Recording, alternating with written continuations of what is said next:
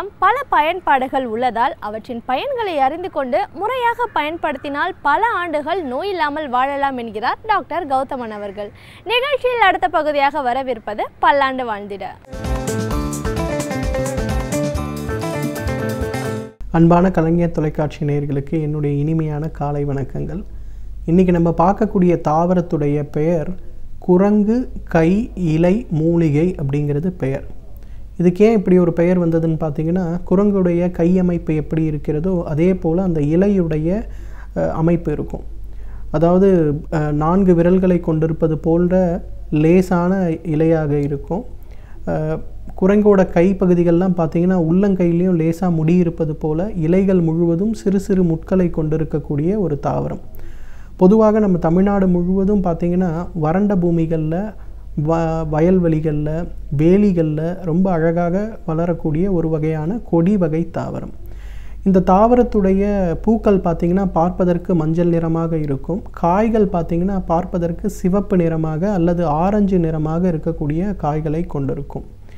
இந்த குரங்கு கை இலை மூலிகையை பொறுத்தவரையிலும் பார்த்திங்கன்னா நுரையீரல் சம்பந்தப்பட்ட ஒவ்வாமை நோய்களுக்கு ஒரு மிகச்சிறந்த மருந்தென்றால் மிகையாகாது.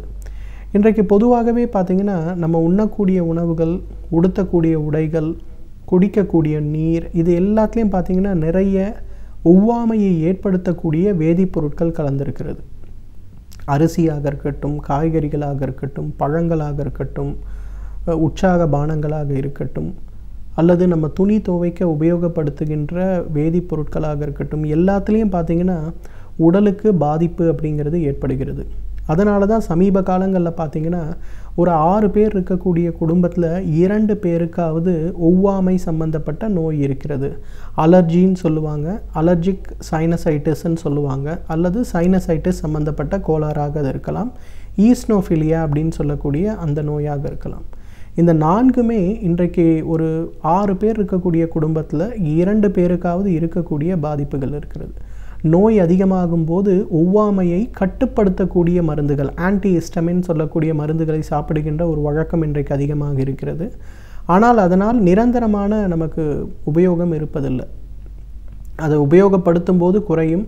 அதை விட்ட ஒரு மாத காலத்திலேயே பார்த்திங்கன்னா மீண்டும் அதே போல் ஒரு தொந்தரவு ஏற்படுவதை பார்க்கலாம். குறிப்பாக இப்போ ஏற்படுத்தி கொண்டிருக்கின்ற இந்த மாலை நேரங்களில் மழை பெய்யக்கூடியது, காலை நேரங்களில் அதிகமான சூடு இருக்கக்கூடியது, இந்த மாதிரி ஒரு காலநிலையில் பார்த்திங்கன்னா அந்த ஒவ்வாமை சம்பந்தப்பட்ட பிரச்சனை அதிகமாக இருப்பதை நம்ம பார்க்கலாம். இதற்கு மிகச்சிறப்பான தீர்வளிக்கக்கூடிய அந்த மூலிகை தான் அந்த குரங்கு கை மூலிகைன்னு சொல்லக்கூடிய அந்த ஒரு இலை. அந்த இலையை எடுத்து நன்றாக உலர்த்தி அரைத்து எடுக்கக்கூடிய அந்த ஒரு சூரணம், அதை காலை ஒரு வேளை உணவுக்கு முன்பு, இரவு ஒரு வேளை உணவுக்கு முன்பு சிறிதளவு தேன் அல்லது நெய்யில் கலந்து சாப்பிட வேண்டும். பொதுவாக குழந்தைகளுக்கு கொடுக்குறோன்னா அவங்களுக்கு தேனில் கலந்து கொடுக்கலாம். நீரிழிவு நோய் அல்லது சர்க்கரை நோய் இல்லாதவர்கள் தேனில் கலந்தும், அந்த நோய் இருப்பவர்கள் நெய்யில் கலந்தும் சாப்பிட வேண்டும். அதாவது 3 கிராம் அளவுக்கு சூரணம், ஒரு சிறிய தேக்கரண்டி முழுவதும் இருக்கக்கூடிய சூரணத்தை காலை ஒரு வேளை இரவு ஒரு வேளை உணவுக்கு முன்பு சாப்பிட வேண்டும். இதை ஒரு 3 மாத காலம் தொடர்ந்து சாப்பிடும்போது பார்த்திங்கன்னா நமக்கு அந்த ஒவ்வாமையுடைய குறிகள் மிக வேகமாக குறைவதை பார்க்கலாம். அடிக்கடி சளி இருமல் சம்பந்தப்பட்ட கோளாறுகளோ காய்ச்சல் சம்பந்தப்பட்ட கோளாறுகளோ இல்லாமல் நம்மை தடுத்து கொள்ளலாம். ஏன்னா இந்த காலகட்டத்தில் பார்த்திங்கன்னா இன்றைக்கு குழந்தைகள் ஸ்கூலுக்கு போயிட்டு வராங்கன்னா அந்த பள்ளிக்கூடத்தில் ஒரு 30 குழந்தைகள் இருக்கக்கூடிய ஒரு குரூப்பில் பார்த்திங்கன்னா நிச்சயமாக 2 குழந்தைக்காவது அந்த தொந்தரவு இருக்கும். அந்த தொந்தரவு ஏற்படும் போது பார்த்திங்கன்னா அவர்கள் அங்கிருந்து கொண்டு வருவார்கள். அதன் பிறகு வீட்டில் இருப்பவர்களுக்கும் அது பரவ ஆரம்பிக்கும். அதற்கு இந்த குரங்கு கை மூலிகையிலிருந்து எடுக்கக்கூடிய சூரணம் ஒரு மிகச்சிறந்த மருந்து மட்டுமல்ல, நோய் தடுப்பு நிவாரணியும் கூட. இந்த குளிர்காலம் முழுவதும் அதை ஒரு சிறு சிறு மாத்திரைகளாக செய்து கொண்டு காலை ஒரு வேளை இரவு ஒரு வேளை உணவுக்கு பின்பு அப்படிங்கிற மாதிரி நோய் தடுப்பு மாத்திரையாக உபயோகப்படுத்தும் போது மிக வேகமாக அந்த பிரச்சனை மறைந்து போகிறத நம்ம பார்க்கலாம். அதே போல் இந்த குரங்கு கை மூலிகைக்கு இருக்கின்ற இன்னொரு முக்கியமான ஒரு குணம் என்னன்னு பார்த்திங்கன்னா அர்டிகேரியா அப்படின்னு சொல்லக்கூடிய ஒரு நோய். அதாவது மாலை நேரங்களில் உடம்பில் கைப்பகுதிகளில், முதுகு பகுதிகளில், தொடை பகுதிகளில் சுள்ளுன்னு முள்ளு குத்துவது போல் இருக்கும். சரி, ஏதோ ஒரு பூச்சிக்கடி போல் இருக்குது, இல்லை அரிப்பு ஏற்படுகிறது அப்படின்னு சொரிந்து விட்டோமேயானால் அந்த இடம் கோடு போட்டுவது போல் சிகப்பாக மாறிவிடும். ஒரு மணி நேரம் கழித்து பார்த்தா அந்த இடத்துல அந்த மாதிரி ஒரு குறியே இல்லாத அளவுக்கு மாறிவிடும். இதற்கு அர்டிகேரியா அப்படின்னு பேர். குறிப்பாக இந்த காலத்தில், அதாவது இது பித்த காலம் சொல்லுவோம், நன்றாக கோடை காலத்திற்கு பிறகு திடீர்னு ஏற்படுகின்ற மழையின் காரணமாக பூமியில் இருக்கின்ற எல்லா பொருட்களுமே பித்தமாக மாறுகின்ற ஒரு காலம். இந்த பித்த காலத்தில் ஏற்படுகின்ற முக்கியமான ஒரு நோய், இதற்கு சீத பித்தம் அப்படின்னு கூட நம்ம பாரம்பரிய மருத்துவத்தில் சொல்லுவோம்.